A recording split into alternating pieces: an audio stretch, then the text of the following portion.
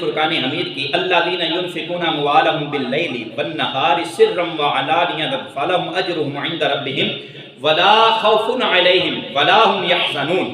سورہ بقرہ شریف کی آیت مبارکہ ہے۔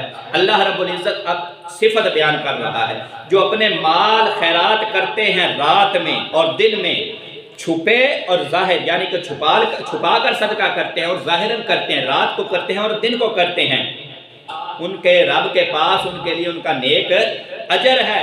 ان کے رب کے پاس ان کو نہ کچھ اندیشہ ہوگا اور نہ ہی کچھ غم ہوگا، نہ کوئی غم ہوگا نہ پریشانی ہوگی بروز قیامت۔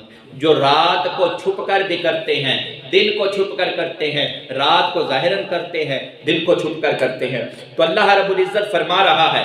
تو حضرت سیدنا صدیق اکبر رضی اللہ تعالی عنہ کے حق میں یہ آیت کریمہ بھی نازل ہوئی ہے۔ قول یہ ہے، کیوں؟ حضرت سیدنا صدیق اکبر رضی اللہ تعالی عنہ کے پاس 40,000 دینار تھے، 40,000 درہم و دینار تھے، تو آپ سیدنا صدیق اکبر رضی اللہ تعالی عنہ نے ان میں سے 10,000 جو دینار تھے وہ دن کو صدقہ کیا، 10,000 رات کو صدقہ کیا، 10,000 چھپ کر صدقہ کیا، 10,000 ظاہراً صدقہ کیا۔ تو اللہ رب العزت نے قرآن مجید فرقان حمید میں اپنے محبوب کی صفت کو بیان فرما دیا۔ اور ایک روایت میں آتا ہے کہ یہ قول حضرت سیدنا علی المرتضیٰ شیر خدا کرم اللہ وجہہ الکریم کے بارے میں ہے، کیونکہ حضرت سیدنا علی المرتضیٰ شیر خدا کرم اللہ وجہہ الکریم کے پاس بھی 4 دینار تھے، تو آپ نے 1 دینار صبح صدقہ کیا، 1 رات کو صدقہ کیا، 1 چھپ کر صدقہ کیا، 1 ظاہراً صدقہ کیا۔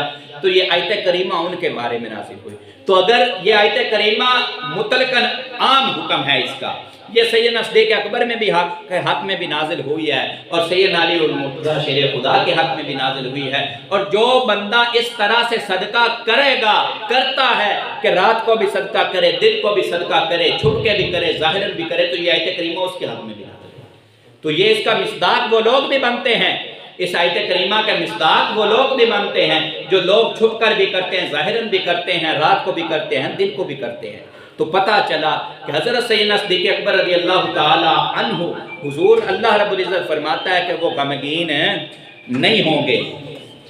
آگے اللہ رب العزت نے ارشاد فرمایا، وَمَا لَكُمْ أَلَّا تُنْفِقُوا فِي سَبِيلِ اللَّهِ وَلِلَّهِ مِيرَاثُ السَّمَاوَاتِ وَالْأَرْضِ لَا يَسْتَوِي مِنكُم مَّنْ أَنفَقَ مِن قَبْلِ الْفَتْحِ وَقَاتَلَ أُولَٰئِكَ أَعْظَمُ دَرَجَةً مِّنَ الَّذِينَ أَنفَقُوا مِن بَعْدُ وَقَاتَلُوا وَكُلًّا وَعَدَ اللَّهُ الْحُسْنَىٰ وَاللَّهُ بِمَا تَعْمَلُونَ خَبِيرٌ۔ اللہ رب العزت ارشاد فرماتا ہے، اور تمہیں کیا ہے کہ اللہ کی راہ میں خرچ نہ کرو، حالانکہ آسمانوں اور زمین سب کا وارث اللہ ہی ہے، تم میں برابر نہیں وہ جنہوں نے فتح مکہ سے پہلے خرچ کیا، یعنی کہ فتح مکہ سے پہلے کے اصحاب جنہوں نے خرچ کیا وہ اور بعد والے برابر نہیں ہیں، اور جہاد کیا وہ مرتبہ میں ان سے بڑے ہیں جنہوں نے بعد فتح کے خرچ کیا اور جہاد کیا، یعنی کہ فتح مکہ سے پہلوں والوں کا درجہ بڑا ہے اور بعد والوں کا درجہ کم ہے۔ درجہ ہے ضرور، لوگ کہتے ہیں نا، ہم نعرہ لگاتے ہیں نا، ہر صحابی نبی جنتی جنتی، لگائیے ذرا، ہر صحابی نبی جنتی، ہر صحابی نبی جنتی، ہر صحابی نبی جنتی۔ تو ہر صحابی نبی جس نے اللہ کے محبوب کو ایمان کی حالت میں دیکھا اور اس پہ کار بند رہا، وہ صحابی ہے، اور ہر صحابی اللہ نے اس سے وعدہ کیا ہے۔ اب وعدہ کون فرما رہا ہے؟ وَكُلًّا وَعَدَ اللَّهُ الْحُسْنَىٰ، اللہ نے ہر ایک سے وعدہ کیا ہے، بہترین وعدہ کیا ہے، اللہ نے ہر ایک سے بہترین وعدہ کیا۔ اللہ فرما رہا ہے، یہ کسی مولوی کی بات نہیں ہو رہی یا کسی صحابی کی اپنی بات نہیں ہو رہی، یہ رب فرما رہا ہے، وَكُلًّا وَعَدَ اللَّهُ الْحُسْنَىٰ، کہ اللہ نے ان سے بہتر وعدہ کیا ہے، جنت کا وعدہ کیا ہے۔ تو اس سے پتہ چلتا ہے کہ ہر صحابی نبی، تو کوئی کسی کو جنتی نہ ہونا، کوئی کہتے ہیں نا کہ فلاں صحابی نہیں جائے گا، فلاں صحابی یہ ہو گیا وہ ہو گیا، ایسی باتیں کرتے ہیں، صحابہ پہ لوگ زبان درازی کرتے ہیں نا، تو ان کو قرآن مجید فرقان حمید پہ پرکھنا چاہیے کہ آیا قرآن کی روح سے ان لوگوں کی بات کیا ہے۔ تو پتہ چلتا ہے رب فرما رہا ہے وَكُلًّا وَعَدَ اللَّهُ الْحُسْنَىٰ، چاہے فتح مکہ سے پہلے کوئی ایمان لایا، چاہے بعد میں لایا، اللہ نے ہر ایک سے جنت کا وعدہ کیا ہے۔ لوگ کہتے ہیں نا معاذ اللہ حضرت ابو سفیان رضی اللہ تعالیٰ عنہ اور حضرت امیر معاویہ رضی اللہ تعالیٰ عنہ کے متعلق کہ یہ تو فتح مکہ کے بعد ایمان لائے ہیں، تو یہ کون سے صحابی ہیں؟ تو رب کا قرآن فرما رہا ہے، انہیں ڈکلیئر کر رہا ہے وَكُلًّا وَعَدَ اللَّهُ الْحُسْنَىٰ، اور ہم نے ہر ایک سے جنت کا وعدہ کیا ہے۔ تو پتہ چلتا ہے کہ اللہ کے محبوب کے جو محبوب صحابہ اکرام رضوان اللہ علیہم اجمعین ہیں، ان سے اللہ نے وعدہ جنت کا کیا ہوا ہے۔ اللہ نے جنت کا وعدہ کیا ہوا، چاہے وہ ایمان پہلے لائی یا بعد میں لائی۔ باقی اللہ رب العزت نے فرما دیا کہ ہر ایک کا مقام و مرتبے میں فرق ہے، تو وہ ہم لوگ بھی جانتے ہیں، ہر بندہ جانتا ہے۔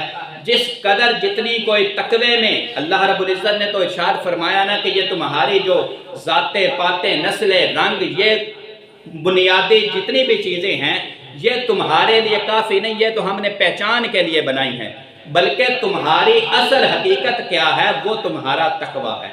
جتنا متقی پرہیزگار زیادہ ہوگا، رب کی بارگاہ میں اتنا زیادہ اس کا درجہ ہوگا۔ تو جتنے صحابہ کرام رضوان اللہ علیہم اجمعین ہیں، سب کے سب اچھے ہیں، سب کے ساتھ رب نے جنت کا وعدہ کیا ہے۔ باقی ان کے مقام و مرتبہ ان کے تقوی کے لحاظ سے ہے، ان کی محبت کے لحاظ سے ہے، اور اس کی محبت کا اندازہ اس بات سے لگا لیجئے کہ غزوہ تبوک ہے اور صحابہ کرام تشریف فرما ہے۔ حضور نے اعلان فرمایا کہ غزوہ تبوک جنگ کے لیے مال جمع کرواؤ۔ اب مال جمع کروانے کی باری آئی، سیدنا عثمان غنی کھڑے ہوئے، عرض کیا یا رسول اللہ میں 100 اونٹ بما ساز و سامان دیتا ہوں، 100 اونٹ بما ساز و سامان دیتا ہوں۔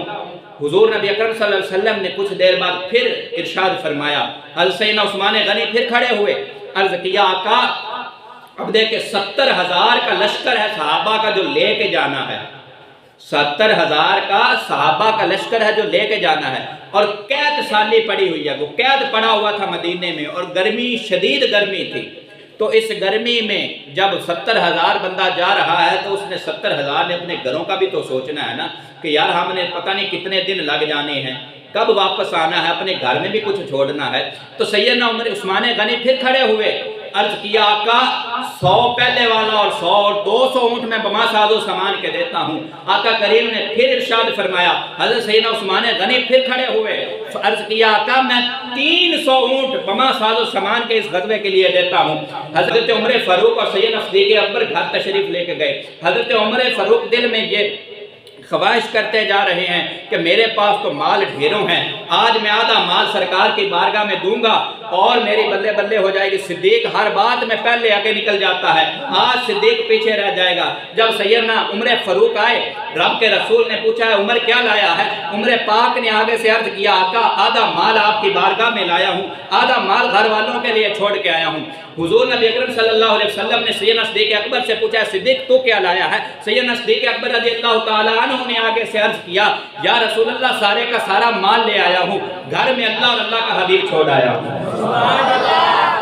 گھر میں اللہ اور اللہ کا حبیب چھوڑ کے آیا ہوں۔ اب دیکھیے یہاں پہ حضرت سیدنا صدیق اکبر سارے کا سارا مال لے آئے، لیکن وہ مقدار میں کم ہے، وہ جو بات میں آپ کو سمجھانا چاہتا ہوں وہ مقدار میں کیا ہے؟ کم ہے۔ سیدنا عمر فاروق فرما رہے ہیں کہ میرے پاس مال اتنا ہے کہ میں آدھا بھی لے جاؤں صدیق سے زیادہ ہے، آدھا بھی لے جاؤں تو صدیق سے زیادہ ہے، اور وہ آدھا لے کے آئے۔ اور حضرت سیدنا عثمان غنی کے پاس کتنا مال ہوگا جنہوں نے 300 اونٹ بما ساز و سامان دیا، 300 اونٹ بما ساز و سامان دیا۔ اور حضور نبی اکرم صلی اللہ علیہ وسلم جو اشرفیاں حضرت سیدنا عثمان غنی نے حضور کو کی نا، تو حضور نبی اکرم صلی اللہ علیہ وسلم ایسے ہاتھ میں وہ ڈھیری لگ گئی نا، اتنی اشرفیاں تھی کہ ڈھیر لگ گیا، تو حضور ایسے ہاتھ میں ڈالتے ہیں اور ایسے کرتے ہیں، پھر ایسے کرتے ہیں، ان کے ساتھ ایسے ایسے کر رہے ہیں اور فرما رہے ہیں کہ میرا عثمان آج کے بعد اگر کچھ بھی نہ کرے تو میرا عثمان جنتی ہے۔ عثمان اگر آج کے بعد کچھ بھی نہ کرے تو میرا عثمان جنتی ہے، جو مرضی کرتا پھرے میرا عثمان، آج کے بعد جو مرضی کرتا پھرے، کھلی اجازت دے رہے ہیں کہ میرا عثمان جنتی ہے۔ اور بات موضوع کی طرف آتے ہیں۔ اب حضرت سیدنا عثمان غنی نے 300 اونٹ دیے، اور اتنا بڑا ڈھیر اشرفیوں کا ہے، سونے کی اشرفیوں کا، کہ آقا کریم فرما رہے ہیں جو مرضی کرتا پھرے جنتی ہے۔ اور حضرت عمر فاروق رضی اللہ تعالیٰ عنہ گھر کا آدھا سامان لے آئے، لیکن وہاں یہ نہیں دیکھا گیا، وہاں یہ نہیں دیکھا گیا کہ اس نے 300 اونٹ دیا ہے یا اس نے گھر کا آدھا سامان دیا ہے، بلکہ ابو بکر کا خلوص دیکھا گیا کہ ابو بکر نے اپنے سارے کا سارا گھر کا سامان لا کے دے دیا۔ اور یہاں تک روایات میں آتا ہے سید صدیق اکبر جب مال اکٹھا کر رہے تھے نا تو دیواروں پہ ہاتھ پھیر رہے تھے، کہیں کوئی سوئی بھی نہ رہ جائے، کہیں کوئی سوئی بھی نہ رہ جائے۔ تو پتہ چلا بات اخلاص کی ہوتی ہے، بات اخلاص کی ہوتی ہے، بات مقدار کی نہیں ہوتی۔ تو پتہ چلا جن کا تقوی زیادہ ہے ان کو اجر بھی زیادہ ملے گا، جن کا تقوی جس قدر ہے ان کو اجر بھی اس قدر دیا جائے گا۔ تو اب حضرت سید صدیق اکبر رضی اللہ تعالیٰ عنہ اب جب تشریف لائے اور سامان سارا دیا تو کہا کہ یا رسول اللہ گھر میں اللہ اور اللہ کا رسول چھوڑ آیا ہوں، ٹاٹ کا لباس پہنا ہوا ہے، کانٹوں کے بٹن لگائے ہوئے ہیں، جبرائیل امین حاضر ہوتے ہیں۔ یا رسول اللہ اللہ رب العزت پوچھتا ہے کہ ابو بکر سے پوچھئے کہ ابو بکر تو اس حال میں اپنے رب سے راضی ہے؟ جبرائیل امین کیا کہہ رہے ہیں؟ یا رسول اللہ ابو بکر سے پوچھئے کہ ابو بکر اس حال میں اپنے رب سے راضی ہے؟ تو ابو بکر سے پوچھا گیا، سلام عرض کیا گیا اور پوچھا گیا، تو حضرت سید صدیق اکبر رضی اللہ تعالیٰ عنہ نے آگے سے عرض کیا کہ میں کیسے اپنے رب سے راضی نہیں ہو سکتا، میں کیسے اپنے رب سے راضی نہیں ہو سکتا۔ یارو گرمی کا موسم ہے، شدید گرمی قحط پڑا ہوا ہے، اور اپنے گھر کا سارا مال لا کے حضور کی خدمت میں پیش کر دینا اور کہہ دینا کہ گھر میں اللہ اور اللہ کا رسول چھوڑ آیا ہوں، تو عزیزان محترم یہ کتنی بڑی قربانی ہے، یہ کتنی بڑی قربانی ہے۔ تو حضور نبی اکرم صلی اللہ علیہ وسلم کے اس عاشق اکبر نے بہت بڑی قربانیاں اسلام کے لیے دی ہیں۔ جب بھی اسلام کو ضرورت پڑی ہے تو آپ نے اپنا تن من دھن ہر چیز قربان کر دیا ہے۔